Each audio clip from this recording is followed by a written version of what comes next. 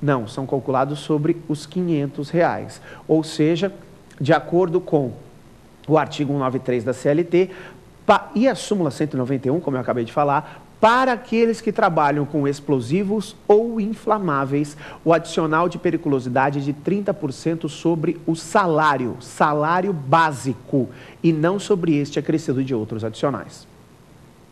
Não é o que acontece com o eletricitário. O adicional de periculosidade, que foi a pergunta específica do doutor, é o mesmo, o adicional ele é de 30%. Só que a Lei 7.369 de 85, repito, Lei 7369/85, que é a lei que dá o adicional de periculosidade aos eletricitários, fala que os 30% levam como base de cálculo a remuneração do eletricitário e não só o salário como é para os outros.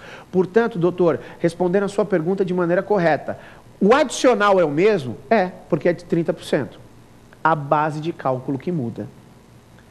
A base de cálculo do eletricitário é a remuneração, o conjunto de títulos que ele recebe, e dos outros, explosivos, inflamáveis, quem trabalha, por exemplo, com raio-x e assim por diante, é o salário básico e não este acrescido de outros adicionais.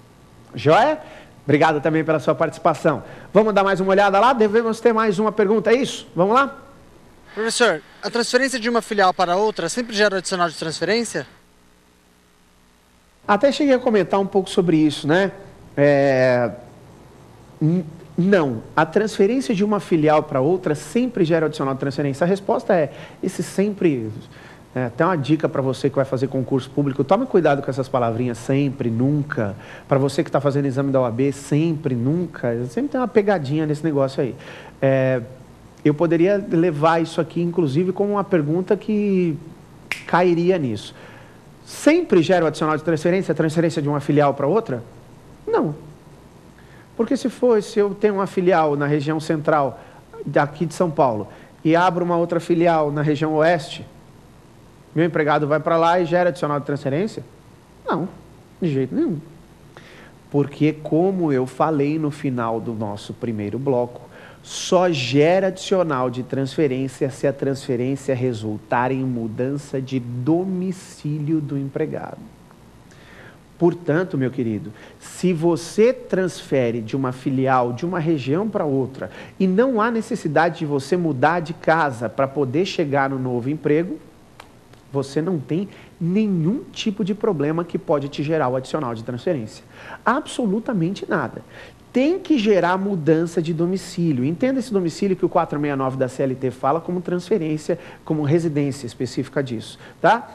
Ou seja, eu preciso necessariamente mudar de residência para gerar o adicional de transferência. Aliás, eu quero fazer uma complementação que ficou no finalzinho do nosso primeiro bloco, e eu acabei não me estendendo muito. Se você me permitir, eu vou fazer essa complementação agora. Além da transferência ter que gerar a mudança necessária de domicílio do empregado para que gere o adicional, a transferência tem que ser provisória. Transferência definitiva faz com que o adicional seja indevido. A ideia é que o empregado esteja residindo num local onde ele não está acostumado, local onde ele vai ter uma despesa a mais, mas ele vai voltar. A transferência tem que ser provisória.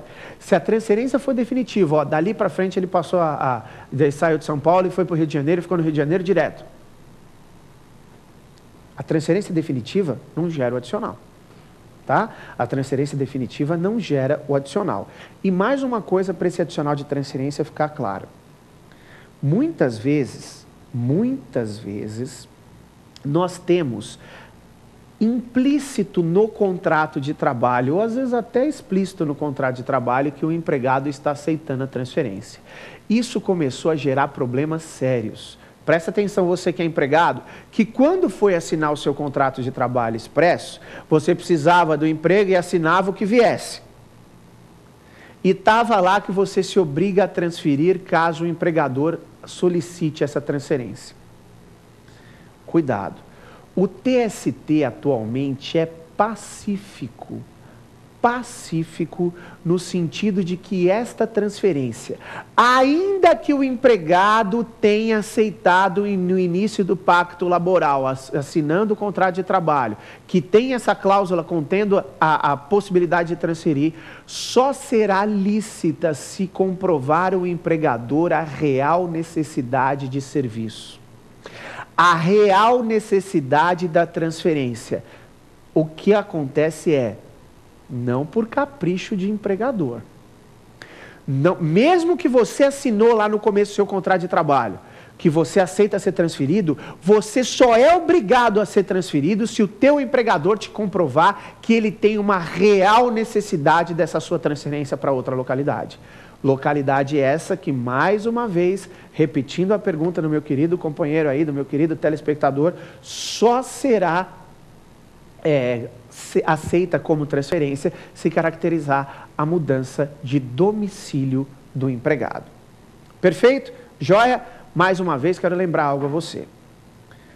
Você que não conseguiu enviar sua pergunta para cá, não fique chateado com a gente. provafinal@lfg.com.br provafinal@lfg.com.br. Olha, toda a nossa equipe prepara suas dúvidas, deixa suas dúvidas aqui para que elas sejam respondidas futuramente. E eu peço uma coisa a vocês só. Por favor, mande no e-mail o nome e a cidade.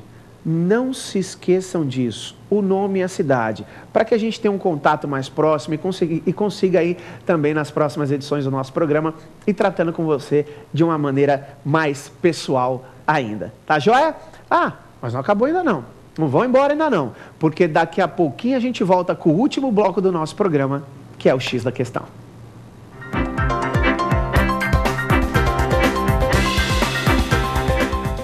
Promessa é dívida. Falei para vocês que era só aguardar um minutinho que a gente estava de volta com o último bloco do nosso programa, que é o X da Questão. Tem muita gente que me fala, outro dia atrás encontrei com um telespectador que se disse assíduo aí do programa e fala assim, pô André, por que você fala que esse último bloco é o mais importante? Na verdade ele não é o mais importante, cara, ele depende dos outros. Eu acho que os dois casos. O mais importante não é isso, né? Mas ele, sem dúvida nenhuma, é um bloco acessório, porque se não tivesse o bloco do tema do dia, o Pergunte ao Professor, não geraria isso. Mas sabe por que eu acho ele importante? Porque você que vai prestar exame de ordem, e isso ajuda também bastante para você que vai prestar o concurso público. Você muitas vezes não sabe como a questão ela é efetivada dentro da prova. Quantas e quantas não foram as vezes que eu já saí com um aluno depois da prova, eu vi o aluno saindo ali da prova da OAB, e aí esse aluno veio perguntar para mim, pô André, eu não lembrava dessa questão. Eu falava sobre o que fala a questão, e ele me falava o tema e ele mesmo respondia a questão. Isso queria dizer o quê? Que ele sabia a questão, mas que ele não conseguia desenvolver a questão dentro do tema. Por isso que eu acho importante. Então, a partir de agora, doutores, nós vamos dar uma olhadinha em duas questões selecionadas aí do exame de ordem, para que a gente possa analisar e respondê-las de maneira satisfatória. Vamos dar uma olhada nela? Primeira questão, vamos lá? Olha aí, ó. Não tem direito à remuneração adicional por trabalho extraordinário por exceção legal. A OAB deu uma enrolada aí na pergunta, né? Na verdade, não tem direito à hora extra. O que ele quer saber é isso. Não tem direito à hora extra. Vamos dar uma olhada na primeira alternativa? Quem não tem direito à hora extra? Com esse negócio assim, não tem direito à remuneração adicional por trabalho extraordinário por exceção legal. Alternativa A. Os empregados diaristas, assim entendidos aqueles que não recebem sua remuneração por hora de serviço prestado? Olha, presta atenção. Atenção. Quando caiu isso na OAB, um monte de gente errou. Porque quando você ouve assim, diarista, diarista é aquele que não tem vínculo de emprego, é aquela doméstica que não tem, pelo amor de Deus, vamos apagar essas ficções jurídicas utilizadas. Diarista é aquele que recebe por dia, horista é quem recebe por hora, mensalista é quem recebe por mês. Diarista pode ter vínculo de emprego, claro que pode. E aqui ele já fala, os empregados diaristas. Empregado que recebe por dia tem direito à hora extra? Ué, pode ter. Pode ter. A pergunta é, quem não tem direito à hora extra? A primeira alternativa está certa? A primeira alternativa não está certa. Por quê? Porque os empregados diaristas podem ter direito à hora extra, sim. André, mas e se for